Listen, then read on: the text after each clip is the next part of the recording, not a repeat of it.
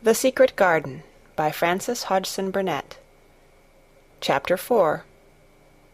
Martha. When she opened her eyes in the morning, it was because a young housemaid had come into her room to light the fire and was kneeling on the hearth-rug raking out the cinders noisily. Mary lay and watched her for a few moments, and then began to look about the room. She had never seen a room at all like it, and thought it curious and gloomy.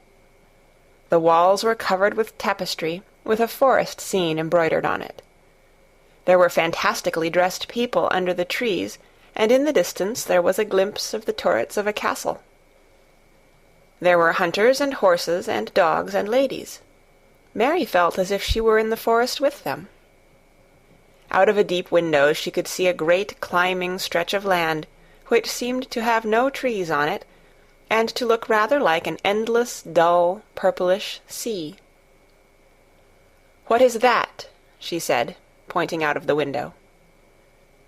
Martha, the young housemaid, who had just risen to her feet, looked and pointed also. "That there?" she said. "Yes." "That's the moor," with a good-natured grin. "Does thee like it?" "No," answered Mary. "I hate it." "That's because thou'rt not used to it," Martha said, going back to her hearth. "Thou thinks it's too big and bare now, but thou will like it." "Do you?" inquired Mary. "Aye, that I do," answered Martha, cheerfully polishing away at the grate. "I just love it. It's none bare. It's covered with growin' things as smells sweet. It's fair lovely in spring and summer when the gorse and broom and heather's in flower. It smells o' honey, and there's such a lot of fresh air, and the sky looks so high, and the bees and skylarks make such a nice noise, hummin' and singin'. I wouldn't live away from the moor for anythin'." Mary listened to her with a grave, puzzled expression. The native servants she had been used to in India were not in the least like this. They were obsequious and servile, and did not presume to talk to their masters as if they were their equals. They made salams and called them "protector of the poor," and names of that sort. Indian servants were commanded to do things, not asked. It was not the custom to say "please" and "thank you," and Mary had always slapped her ayah in the face when she was angry. She wondered a little what this girl would do if one slapped her in the face. She was a round, rosy, good-natured-looking creature, but she had a sturdy way which made Mistress Mary wonder if she might not even slap back, if the person who slapped her was only a little girl. "You are a strange servant," she said from her pillows, rather haughtily. Martha sat up on her heels, with her blacking-brush in her hand, and laughed, without seeming the least out of temper.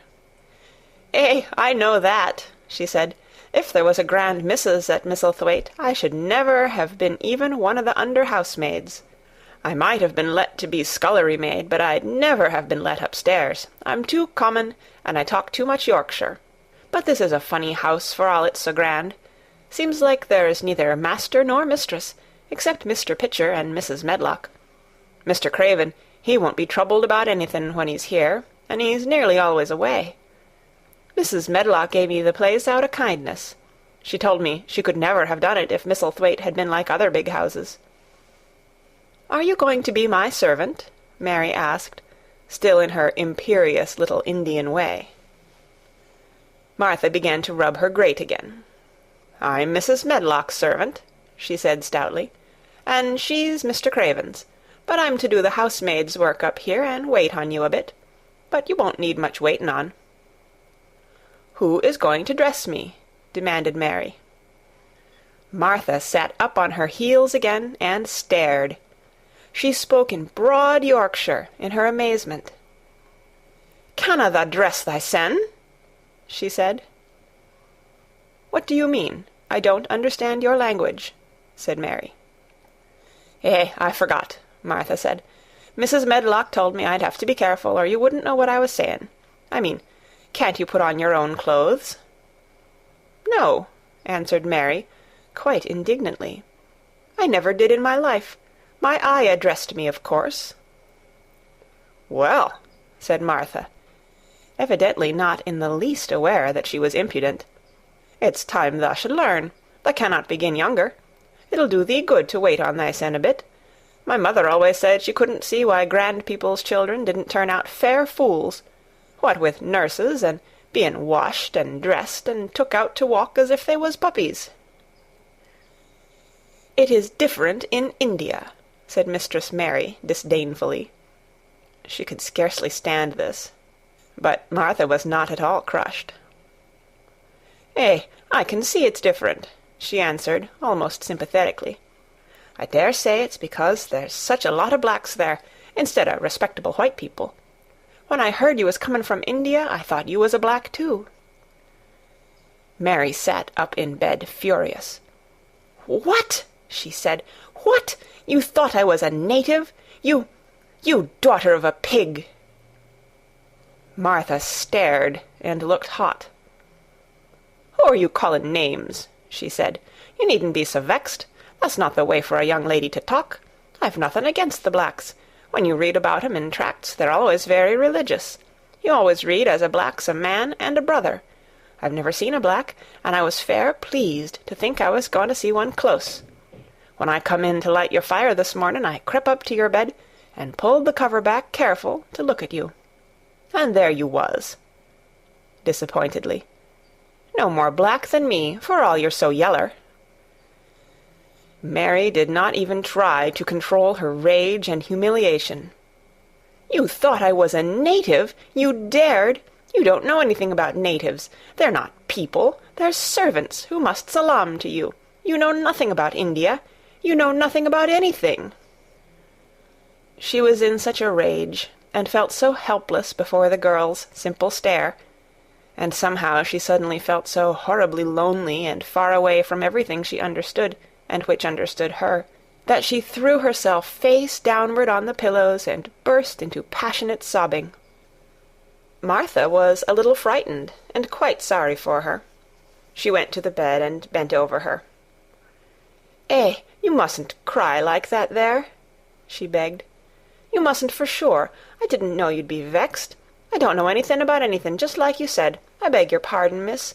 Do stop crying." There was something comforting and really friendly in her queer Yorkshire speech and sturdy way, which had a good effect on Mary. She gradually ceased crying and became quiet. Martha looked relieved. "It's time for thee to get up now," she said. "Mrs. Medlock said I was to carry the breakfast and tea and dinner into the room next to this. It's been made into a nursery for thee. I'll help thee on with thy clothes if thou'll get out of bed. If the buttons are at the back, thou cannot button them up thyself." When Mary at last decided to get up, the clothes Martha took from the wardrobe were not the ones she had worn when she arrived the night before with Mrs. Medlock. "Those are not mine," she said. "Mine are black." She looked the thick white wool coat and dress over, and added with cool approval, "Those are nicer than mine." "These are the ones thou must put on," Martha answered. "Mr. Craven ordered Mrs. Medlock to get 'em in London. He said, 'I won't have a child dressed in black wandering about like a lost soul,' he said. 'It'd make the place sadder than it is. Put colour on her.' Mother said she knew what he meant. Mother always knows what a body means. She doesn't hold with black herself." "I hate black things," said Mary. The dressing process was one which taught them both something. Martha had buttoned up her little sisters and brothers, but she had never seen a child who stood still and waited for another person to do things for her, as if she had neither hands nor feet of her own. "Why doesn't thou put on thy own shoes?" she said, when Mary quietly held out her foot. "My ayah did it," answered Mary, staring. "It was the custom." She said that very often. It was the custom. The native servants were always saying it. If one told them to do a thing their ancestors had not done for 1,000 years, they gazed at one mildly and said, It is not the custom. And one knew that was the end of the matter. It had not been the custom that Mistress Mary should do anything but stand and allow herself to be dressed like a doll. But before she was ready for breakfast, she began to suspect that her life at Misselthwaite Manor would end by teaching her a number of things quite new to her. Things such as putting on her own shoes and stockings, and picking up things she let fall. If Martha had been a well-trained, fine young lady's maid, she would have been more subservient and respectful, and would have known that it was her business to brush hair and button boots, and pick things up and lay them away. She was, however, only an untrained Yorkshire rustic, who had been brought up in a moorland cottage with a swarm of little brothers and sisters, who had never dreamed of doing anything but waiting on themselves and on the younger ones, who were either babies in arms, or just learning to totter about and tumble over things. If Mary Lennox had been a child who was ready to be amused, she would perhaps have laughed at Martha's readiness to talk, but Mary only listened to her coldly, and wondered at her freedom of manner. At first she was not at all interested, but gradually, as the girl rattled on in her good-tempered, homely way, Mary began to notice what she was saying. "Eh, you should see 'em all," she said. "There's 12 of us, and my father only gets 16 shilling a week. I can tell you my mother's put to it to get porridge for 'em all. They tumble about on the moor and play there all day, and mother says the air o' the moor fattens 'em. She says she believes they eat the grass, same as the wild ponies do. Our Dickon, he's 12 years old, and he's got a young pony he calls his own." "Where did he get it?" asked Mary. "He found it on the moor with its mother when it was a little one, and he began to make friends with it, and give it bits o' bread, and pluck young grass for it. And it got to like him, so it follows him about, and it lets him get on its back. Dickon's a kind lad, and animals likes him." Mary had never possessed an animal pet of her own, and had always thought she should like one.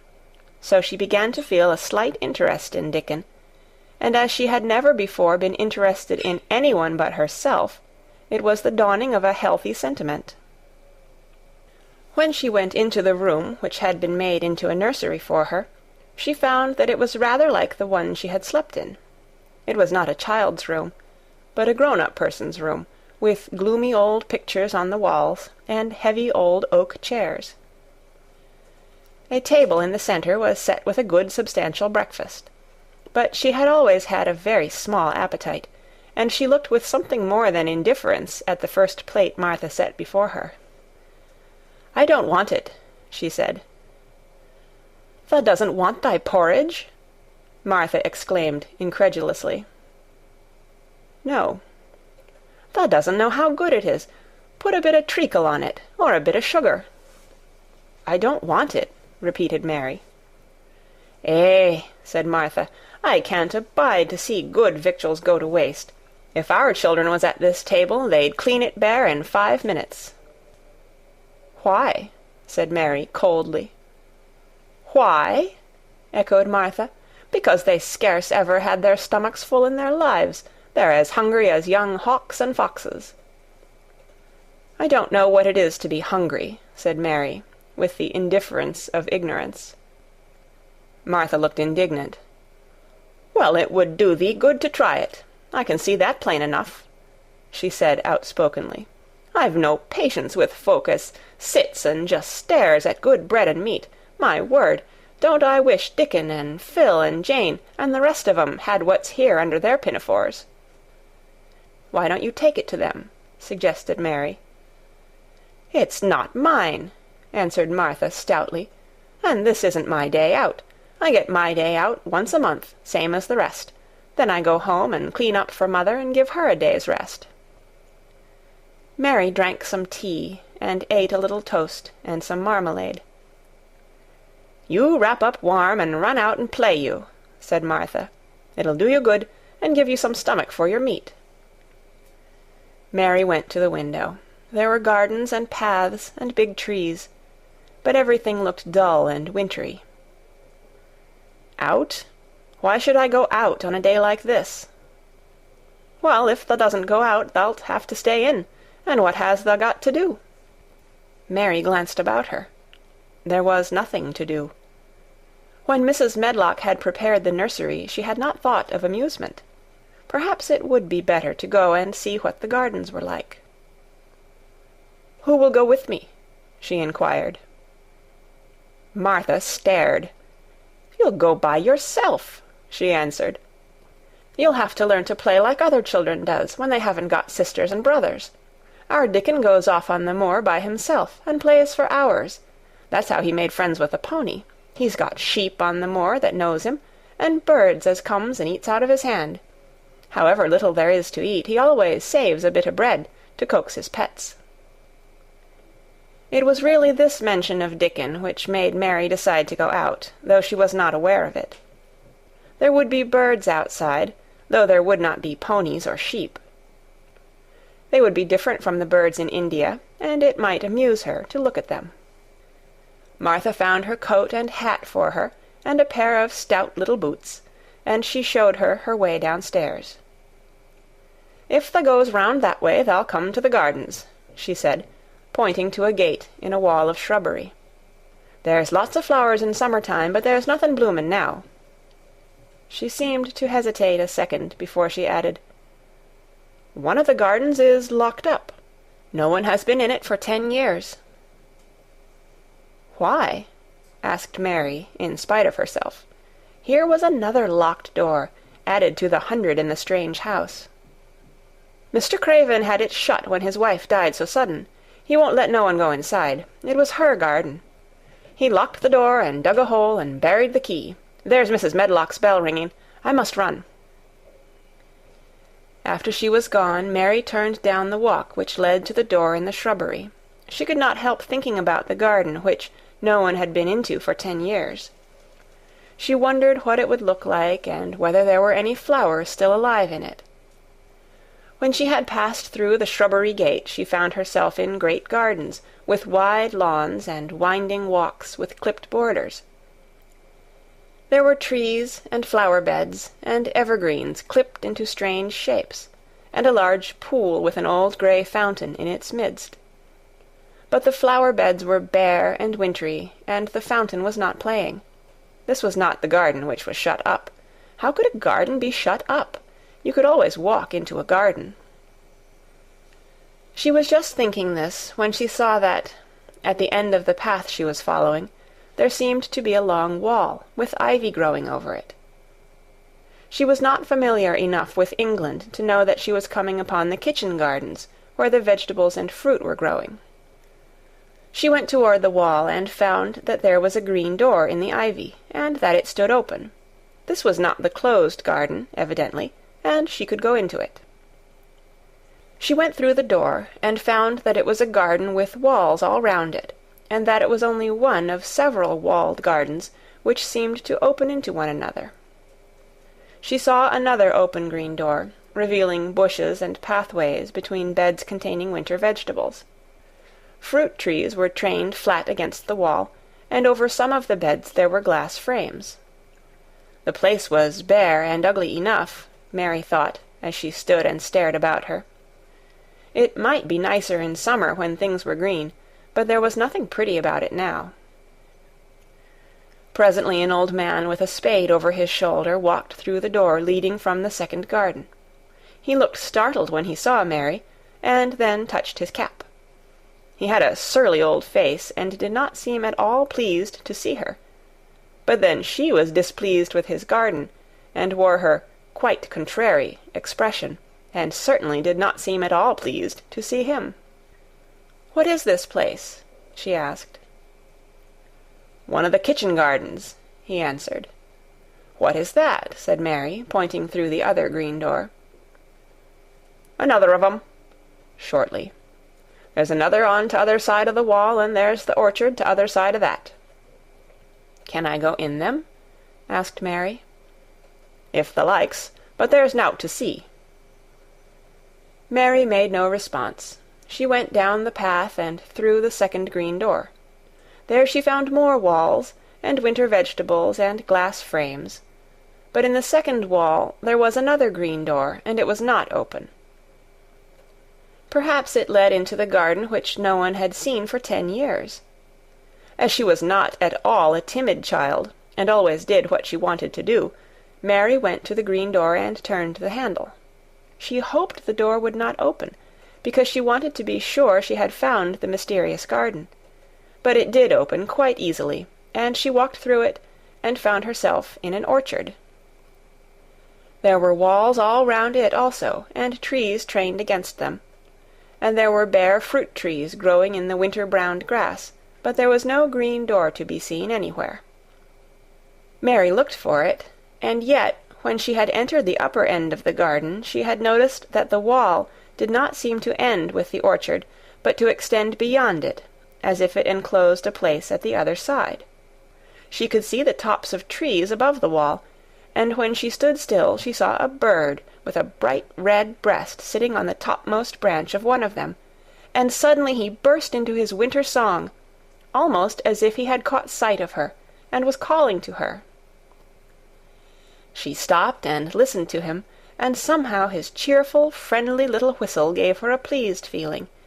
Even a disagreeable little girl may be lonely, and the big closed house, and the big bare moor, and the big bare gardens had made this one feel as if there was no one left in the world but herself. If she had been an affectionate child, who had been used to being loved, she would have broken her heart. But even though she was Mistress Mary quite contrary, she was desolate, and the bright-breasted little bird brought a look into her sour little face, which was almost a smile.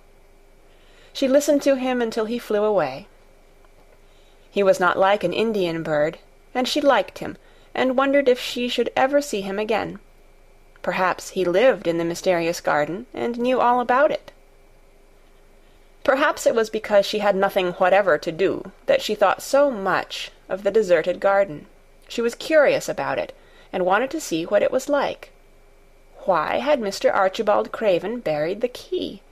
If he had liked his wife so much, why did he hate her garden? She wondered if she should ever see him, but she knew that if she did she should not like him, and he would not like her, and that she should only stand and stare at him and say nothing, though she should be wanting dreadfully to ask him why he had done such a queer thing. "People never like me, and I never like people," she thought. "And I never can talk as the Crawford children could. They were always talking and laughing and making noises." She thought of the robin, and of the way he seemed to sing his song at her, and as she remembered the tree-top he perched on, she stopped rather suddenly on the path. "I believe that tree was in the secret garden. I feel sure it was," she said.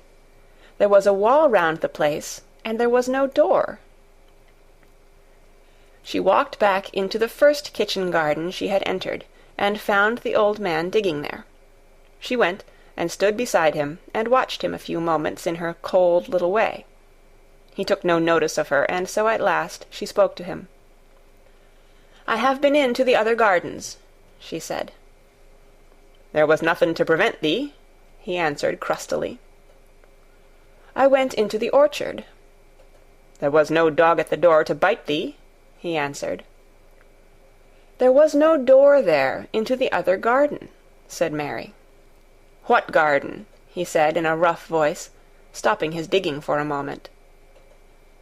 "The one on the other side of the wall," answered Mistress Mary. "There are trees there. I saw the tops of them.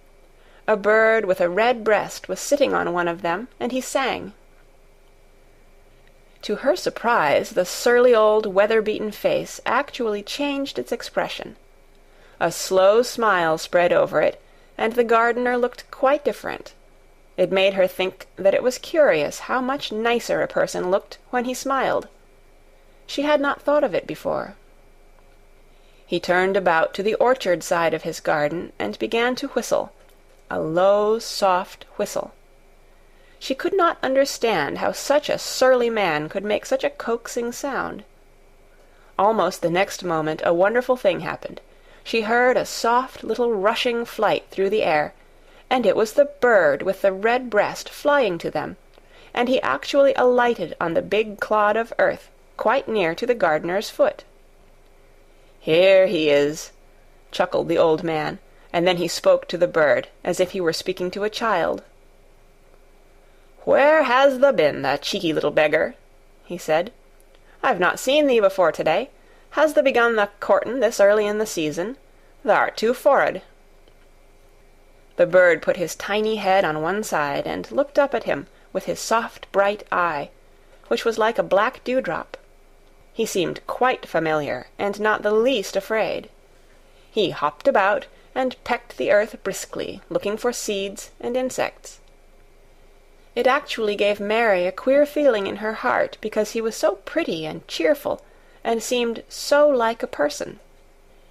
He had a tiny, plump body, and a delicate beak, and slender, delicate legs. "Will he always come when you call him?" she asked, almost in a whisper. "Aye, that he will.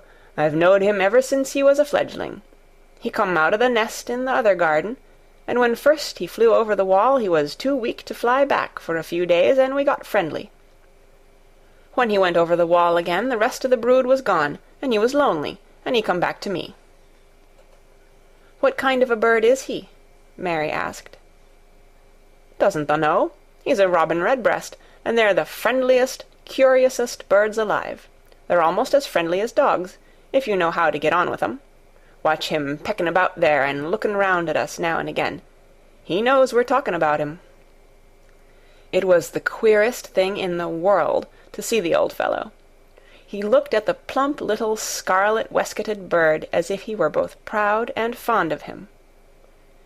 "He's a conceited one," he chuckled. "He likes to hear folk talk about him, and curious, bless me, there never was his like for curiosity and meddlin'. He's always comin' to see what I'm plantin'. He knows all the things Mester Craven never troubles hisself to find out.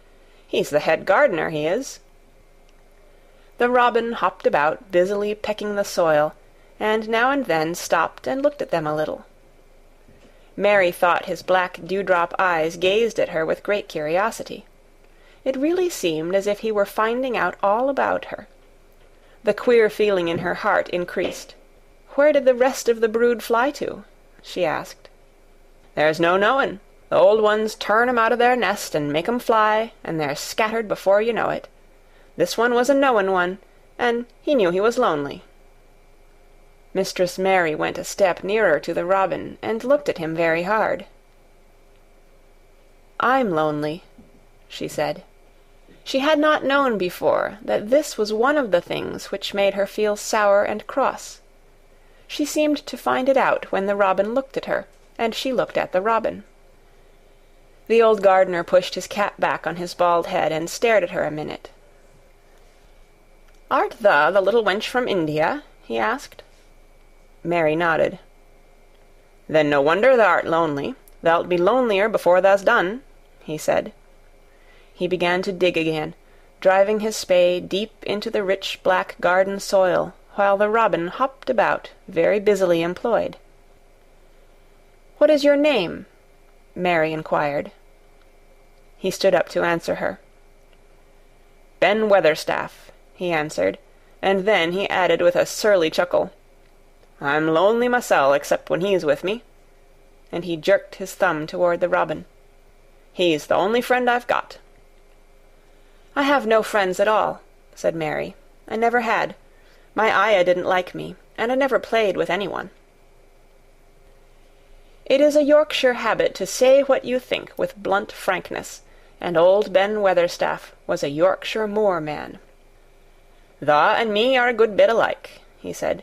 "We was wove out of the same cloth. We're neither of us good-lookin', and we're both of us as sour as we look.